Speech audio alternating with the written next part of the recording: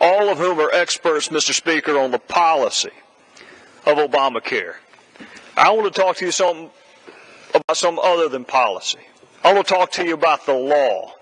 But I'm going to concede up front, Mr. Speaker, that having health insurance is a wise idea. Having health insurance is a really, really good idea. Walking over from the Longworth office building just a few minutes ago, Mr. Speaker, I passed 24 people who were out jogging or otherwise exercising. And I can't help but conclude exercising is a wise idea. But Congress has not mandated exercise, not yet at least. The week's not over with yet, but so far we have not mandated exercise despite the fact that it is a good policy. And Mr. Speaker, I couldn't help in talking to my wife tonight to be reminded that remembering our spouses' birthdays is also a wise idea. So far, although the week is not over with yet, Congress has not mandated that we remember our spouses' anniversaries. So up front, let's acknowledge there's a difference between being a good idea and being a constitutional idea. Because, Mr. Speaker, what my question is for Colonel West from Florida, that I will ask initially rhetorically, and then I'd like him to answer it, is can Congress make you eat beets? Because beets are good for you, Mr. Speaker. You know that. You're a physician. What you eat matters. Can Congress make you eat okra? Can it make you eat cabbage? And if not, why not? If all we're here to talk about is whether or not something is a good idea, and there are no constitutional limits to what Congress can do, then my question is, why not? Why can't we just debate this on the basis of public policy? And the answer, Mr. Speaker, is this: because we have a Constitution which is the supreme law of the land. And the Constitution has specific enumerated powers of what Congress can and by absence cannot do. And the Commerce Clause says that Congress can regulate commerce among the several states. And that's what this administration will be arguing this week, that one phrase, that Congress can regulate commerce among the several states, gives this body the power to force everyone to purchase a private product, that being health insurance. So my question to you, Mr. Speaker, is this: if health insurance is a good idea, how about life insurance?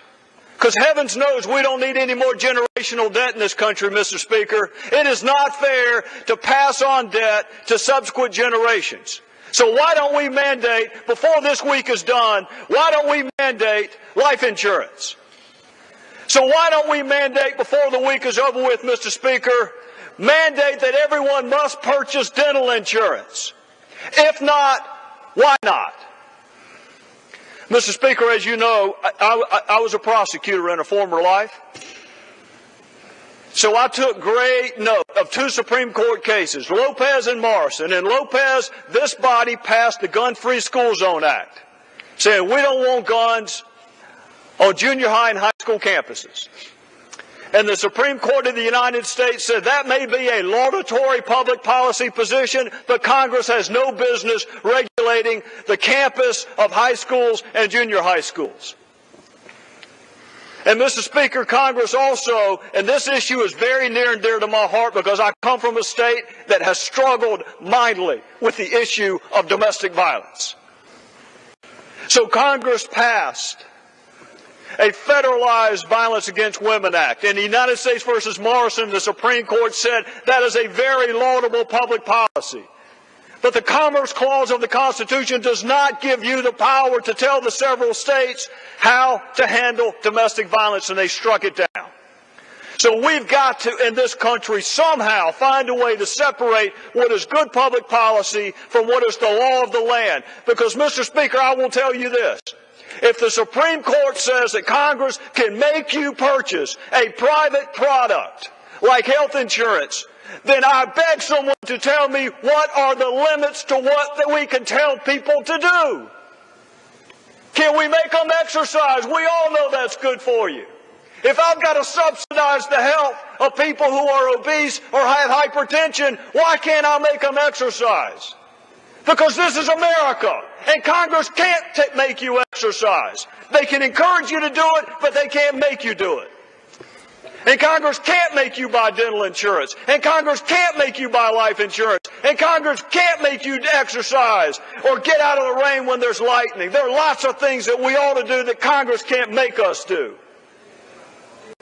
And if the Supreme Court says that Congress can make you purchase life insurance, Mr. Speaker, that is the end of federalism in this country. There are no limits to what this body can make its citizens do if this law is upheld.